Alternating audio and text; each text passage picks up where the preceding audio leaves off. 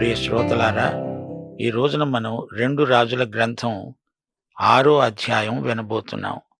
ఈ అధ్యాయంలో ఎలీషా చేసిన అద్భుతాలు మరికొన్ని చూస్తాము. ఎలీషా ఏలీయా శిష్యుడే గాని ఏలీయా కంటే ఎక్కువ అద్భుతాలు చేశాడు. ఏలీయా బహిరంగ అద్భుతాలు చేశాడు. ఎలీషా అద్భుతాలు రహస్యంలో జరిగాయి. వ్యక్తులకు, గృహసీమలకు పరిమితమైన అద్భుతాలు. ఇద్దరూ దేవుని దృష్టిలో గొప్ప ప్రవక్తలే. ఇప్పుడు మొదటి వచనం నుండి వినండి. అంతటా ప్రవక్తల శిష్యులు ఎలీషా వద్దకు వచ్చి, ఇదిగో, నీ వద్ద మాకున్న స్థలం ఇరుకుగా ఉన్నది. నీ సెలవైతే మేము యొర్దాను నదికి పోయి తలా ఒక మాను అక్కడ నుండి తెచ్చుకొని మరొక చోట నివాసం కట్టుకుంటామని మనవి చేశారు. అతడు సరే, వెళ్ళండి అన్నాడు. గమనించండి, ఇప్పుడు ఒక విచిత్రమైన అద్భుతాన్ని చూడబోతున్నాము. ఎలీషా ప్రవక్తల బడిలో ప్రధానాచార్యుడు. శిష్యుల సంఖ్య ఎక్కువవుతోంది, స్థలం చాలటం లేదు. ఎలీషాను బట్టి ఆ బడి ఇంకా ఇంకా పెద్దదవుతున్నది. దైవజనుడు ఉండబట్టి శిష్యుల సంఖ్య కూడా వృద్ధి అవుతోంది. విద్యార్థులే కట్టడం నిర్మించుకుంటున్నారు. అది వారి స్వయం కృషి. ఎలీషా ప్రోత్సాహంతో వారు కష్టించి పనిచేస్తున్నారు. ఒకడన్నాడు, దయచేసి మీరు మాతో కూడా రావాలని కోరుతున్నాను. ఎలీషా వారితో కూడా వెళ్ళాడు. విద్యార్థులు ఎలీషా లేకుండా ఏ పని చెయ్యరు. విద్యార్థులకు ఎలీషా అంటే అంత గౌరవం ఉన్నది. వారు యొర్దానుకు వచ్చి మానులు నరుకుతున్నారు. ఒకడు దూలం నరుకుతున్నప్పుడు గొడ్డలి ఊడి నీటిలో పడిపోగా వాడు ఏడుస్తూ అన్నాడు, అయ్యో నా ఏలినవాడా, అది ఎరువు తెచ్చినది. దైవజనుడు ప్రశ్నించాడు, అది ఎక్కడ పడింది? వాడు అతనికి ఆ స్థలం చూపించగా ఎలీషా కొమ్మ ఒకటి నరికి నీళ్లలో వేయగా గొడ్డలి తేలింది. అతడు దానిని పట్టుకోమని వానితో చెప్పగా వాడు తన చెయ్యి చాపి దాన్ని పట్టుకున్నాడు. ఈ ఉదంతంలో గొడ్డలి వృత్తాంతం విచిత్రంగా ఉంది. జీవితంలోని చిన్న సంఘటనలను కూడా దేవుడు ఎంతో శ్రద్ధగా చూస్తున్నాడు. ప్రతి విషయంలో ప్రార్థన చేయాలని పౌలు హెచ్చరిక చేశాడు. గొడ్డలి జారిపడింది. అది మామూలు విషయమే కావచ్చు, కాని ఆ బీద విద్యార్థికి అది పెద్ద సమస్య. ఇనుప పనిముట్లు ఆ రోజుల్లో చాలా విలువైనవి. మొదటి సమూయేలు 13వ అధ్యాయం 22వ వచనం, ఆ రోజుల్లో కత్తులు, ఈటెలు అరుదు. సౌలుకు, యోనాతానుకు మాత్రమే ఉన్నాయి. ఇనుప యుద్ధాయుధాలు అందరికీ దొరకవు. సైన్యమంతటిలో ఇద్దరికి మాత్రమే ఉండడం విశేషం. ఇక్కడ ఈ యువ విద్యార్థి గొడ్డలిని పోగొట్టుకొని భోరున ఏడుస్తున్నాడు. పైగా అది ఎరువు తెచ్చుకున్న గొడ్డలి. ఆ విద్యార్థి ఎందుకు గొడ్డలి ఎరువు తెచ్చుకున్నాడు? అతడు పొరపాటు చేశాడా?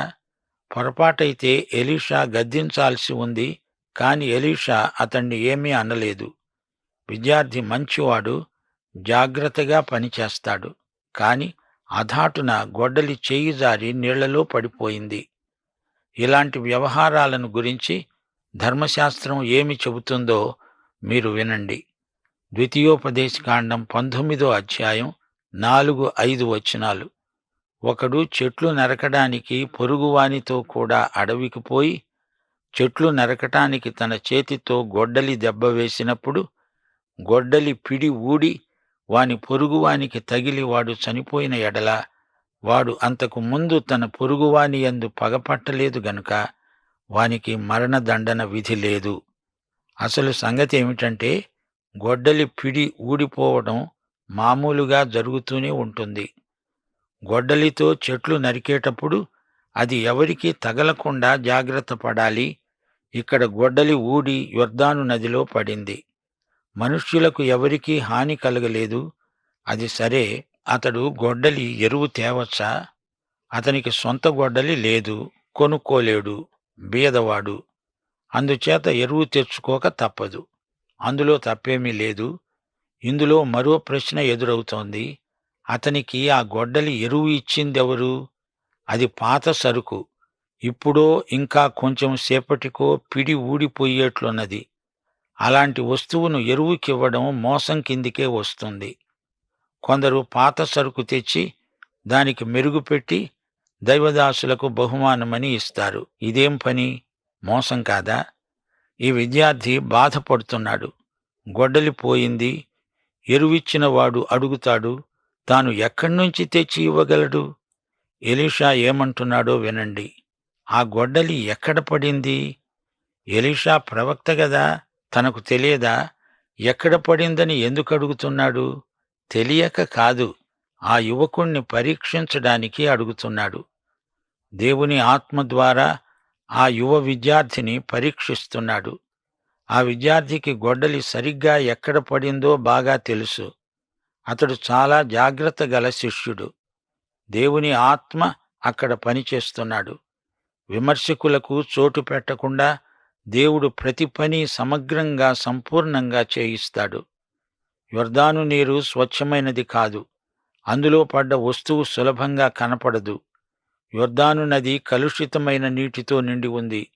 అందుచేత గొడ్డలి ఎక్కడ పడిందో పడవేసుకున్న వ్యక్తికే తెలిసి ఉండాలి. ఆ శిష్యునికి గొడ్డలి ఎక్కడ పడిందో తెలుసు. నీరు స్వచ్ఛంగా లేదు గనుక ఆ వస్తువు కనపడదు.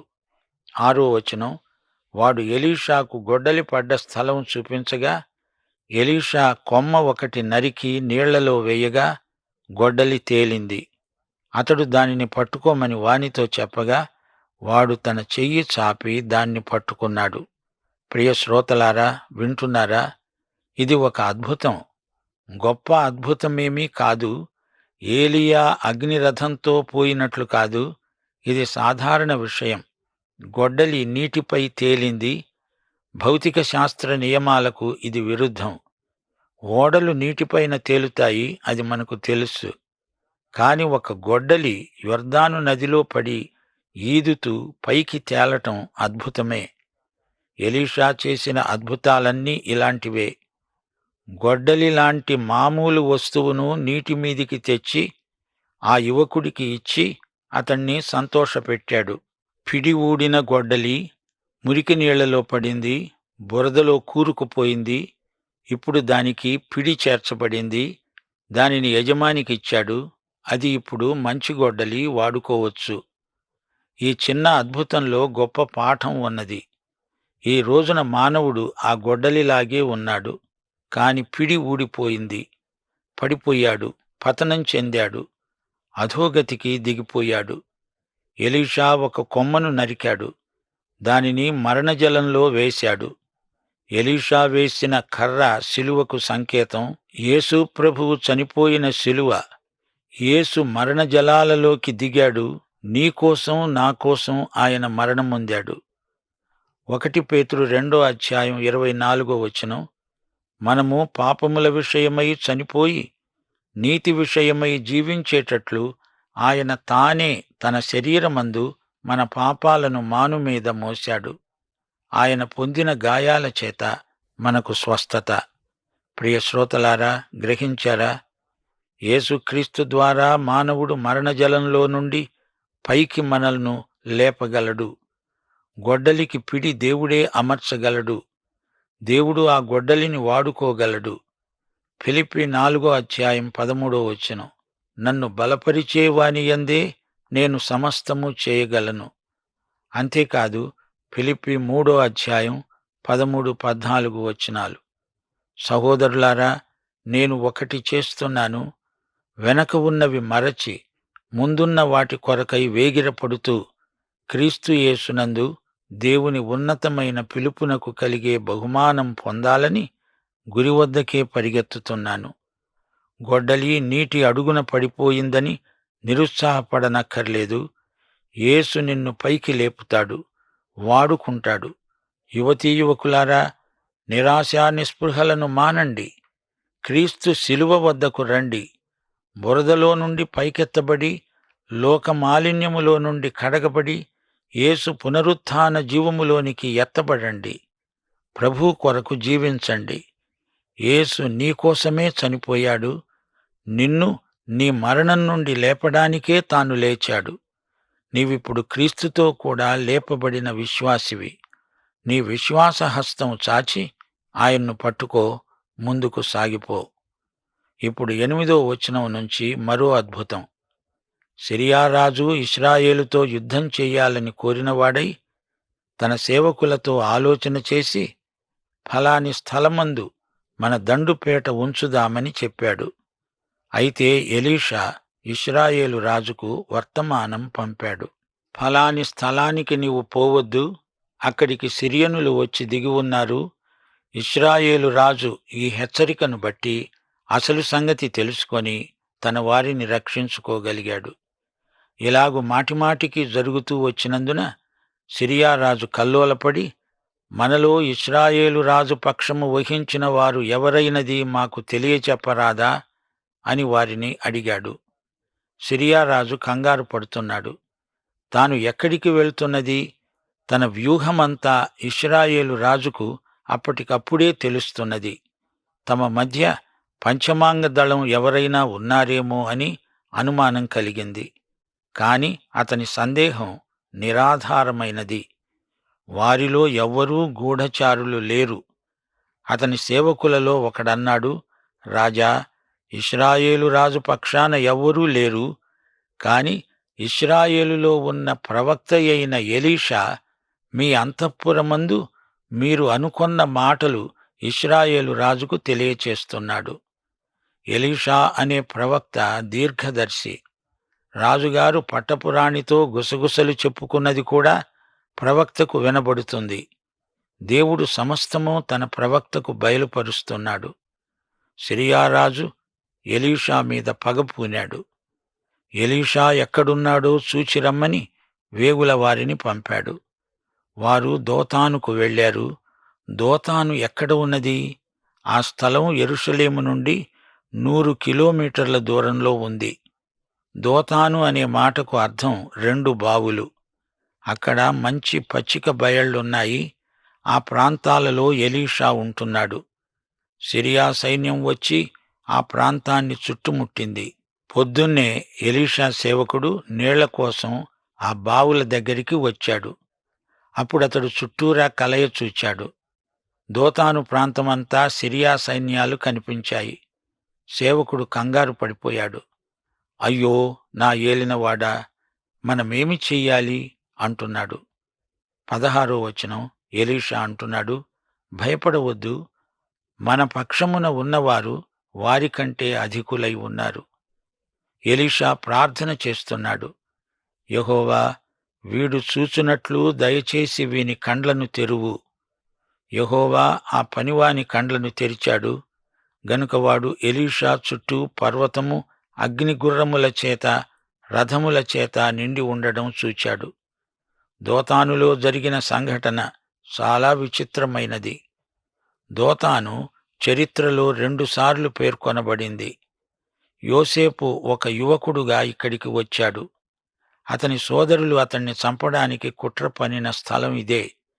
కాని సోదరులు యోసేపును చంపలేదు. అతన్ని ఒక బానిసగా అమ్మివేశారు. బానిస బ్రతుకు చావు కంటే ఘోరం. అప్పుడు యోసేపునకు 17 సంవత్సరాల వయస్సు. దేవుడు యోసేపును కాపాడాడు. ఇక్కడ దోతానులో అగ్ని రథాలు, గుర్రాలు కనిపిస్తున్నాయి. యోసేపునకు అలాంటివేమీ కనిపించలేదు. అయినా దేవుని కాపుదల అతనికి ఉంది. ఆదికాండం 50వ అధ్యాయం 20వ వచనంలో యోసేపు చెప్పగలిగాడు, మీరు నాకు కీడు చేయనుద్దేశించారు గాని నేటి దినమున జరుగుతున్నట్లు, అనగా బహు ప్రజలను బ్రతికించున్నట్లు అది మేలుకే దేవుడు ఉద్దేశించాడు. 18వ వచనం. ఆ దండువారు అతణ్ణి సమీపించినప్పుడు ఎలీషా యెహోవాను వేడుకున్నాడు, దేవా, ఈ జనులను అంధత్వంతో మొత్తు. అప్పుడు వారంతా గుడ్డివారైపోయారు. అప్పుడు ఎలీషా, ఇది మార్గము కాదు, ఇది పట్టణము కాదు. మీరు నా వెంట వచ్చిన ఎడల మీరు వెదికే వాని వద్దకు మిమ్మును తీసుకొని పోతాను అని చెప్పి షోమ్రోను పట్టణానికి వారిని నడిపించాడు. ఈ విధంగా ఎలీషా వారిని రాజుకు అప్పగించాడు. రాజు వారిని చంపాలని చూచాడు. కాని ఎలీషా అన్నాడు, వారిని చంపవద్దు, వారికి భోజనం పెట్టించి వారు తిని త్రాగిన తరువాత తమ యజమాని వద్దకు వెళతారు. ఈ విధంగా దేవుడు తన శక్తిని, తన కనికరాన్ని తన సేవకుడైన ఎలీషా ద్వారా బయలుపరిచాడు. సిరియా రాజు ఇశ్రాయేలుతో యుద్ధం చేయటం మానివేశాడు. ఆ తరువాత కొంతకాలానికి బెన్హదదు సమరయ్యను ముట్టడించాడు. 24వ వచనం. సిరియా రాజైన బెన్హదదు తన సైన్యమంతటిని సమకూర్చుకుని వచ్చి షోమ్రోనును ముట్టడించాడు. అప్పుడు షోమ్రోనులో గొప్ప క్షామం కలిగి ఉండగా గాడిద తల 80 రూపాయలకు, పావురపు రెట్ట 50 రూపాయలకు అమ్మబడింది. అరపావు పావురపు రెట్ట 5 రూపాయలకు అమ్మబడింది. వారు అంత కఠినంగా ముట్టడి వేశారు. 31వ వచనం. రాజు అన్నాడు, ఎలీషా యొక్క తల ఈ దినమున అతని పైన నిలిచి ఉన్న ఎడల దేవుడు గొప్ప అపాయము నాకు కలుగజేయునుగాక.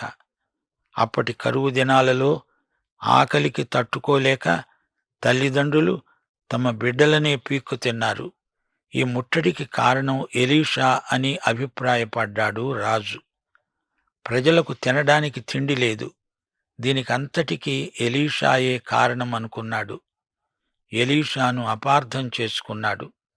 ప్రియ శ్రోతలారా, ఈ అధ్యాయంలో 24 నుండి 33వ వచనం వరకు కొన్ని ముఖ్యాంశాలు మీ దృష్టికి తెస్తాము. అవి కరువు రోజులు. పైగా బెన్హదదు దండెత్తి వచ్చాడు. బెన్హదదు కృతజ్ఞత లేని రాజు. ఇశ్రాయేలు వారు తమకు చేసిన మేలును మర్చిపోయాడు. బెన్హదదు చేస్తున్నది అమానుష కృత్యం. యుద్ధోన్మాదులకు కృతజ్ఞత ఉండదు, యుక్తాయుక్త విచక్షణ అసలే ఉండదు. సమరయ్యలో శిశుహత్యను గమనించండి. ఆకలి బాధ చేత తమ సొంత బిడ్డలనే చంపుకొని తిన్నారు. గాడిద తల 80 రూపాయలంటే అది ఎలాంటి ఆహారం? పావురం రెట్ట కొనుక్కొని తింటున్నారు. తల్లులు తమ కడుపున పుట్టిన పిల్లలను తరుక్కు తింటున్నారు. ఇశ్రాయేలు రాజు ఇది కన్నులార చూచాడు. ఒక స్త్రీ గోడుగోడున ఏడ్చింది. 2 స్త్రీలు తమ ఆహారం కోసం ఒకే బిడ్డను కోరి దెబ్బలాడుకుంటున్నారు. ఈ ఘోరాన్ని రాజు చూచి మనస్తాపం చెందాడు. ఆకలి అనేది ప్రతి మానవునికి మామూలు అనుభవం. ఆకలి వేసినప్పుడు అన్నం తింటాము, అది ఆరోగ్యం. కాని ఆ అన్నం దొరకనప్పుడు మనిషి దయ్యమైపోతాడు. నైతిక విలువలు అంతరిస్తాయి. రాజు ప్రజలకు అట్టి పరిస్థితి కలుగకుండా చూడాలి. ఇక్కడ మరొక విశేషముంది. స్త్రీ యొక్క రోదన, శత్రువుల దండయాత్ర, ఇవన్నీ ఇశ్రాయేలు రాజు మనస్సును చికాకు పరిచాయి. రాజు వస్త్రాలు చించుకున్నాడు. ఎలీషాను పట్టుకొని చంపండి అంటున్నాడు. రాజు పొరపాటు పడ్డాడు. ఈ కరువుకు కారణం ఎలీషా కాదు. ఎలీషా ఇశ్రాయేలు రాజుకు సన్నిహిత స్నేహితుడు. ప్రజల పాపమే కరువుగా వారిని బాధిస్తున్నది. నిరాధారమైన ఉద్రేకాలు మనిషిని ఘోర పాపానికి నడిపిస్తాయి. అలనాడు యేసును చూచి జనసమూహాలు పిచ్చి ఉద్రేకంతో రెచ్చిపోయి ఆయన్ను సంహరించండి, సిలువ వేయండి అని కేకలు వేయలేదా? ఇదంతా జరుగుతూ ఉంటే ఎలీషా ఏమి చేస్తున్నాడు? అతడు ఇంట్లో కూర్చొని ఉన్నాడు. పెద్దలు అతనితో కూర్చున్నారు. ఎలీషా శిష్యులు కూడా అక్కడే ఉన్నారు. ఎలీషా నిశ్చింతగా ఉన్నాడు. రాజు పంపిన దూత ఎలీషాను చంపడానికి వస్తున్నాడు. ఎలీషా అన్నాడు, ఈ రాజు నరహంతకుని కుమారుడు, నా తలను కొట్టివేయడానికి భటుణ్ణి పంపుతున్నాడు. రాజుకు ఎలీషా సరైన బిరుదే ఇచ్చాడు. అతడు నరహంతకుని కుమారుడు. ఎలీషా అన్నాడు, మీరు కనిపెట్టి ఉండి రాజభటుడు వచ్చినప్పుడు వాడు లోపలికి రాకుండా తలుపుతో వాణ్ణి వెలపలికి తోసి తలుపు మూసివేయండి. ఎలీషా గుండె నిబ్బరం ఎంతో గొప్పది. రాజుకు మారుమనస్సు కలగాలని ఎంతో ప్రార్థించాడు. ఎలీషాలోని రహస్యమిదే. యెషయా 26వ అధ్యాయం 3వ వచనం. ఎవని మనస్సు దేవుని మీద ఆనుకొని ఉంటుందో, ఎవడు దేవుని యందు విశ్వాసముంచుతాడో అతణ్ణి దేవుడు పూర్ణ శాంతి గలవానిగా కాపాడతాడు.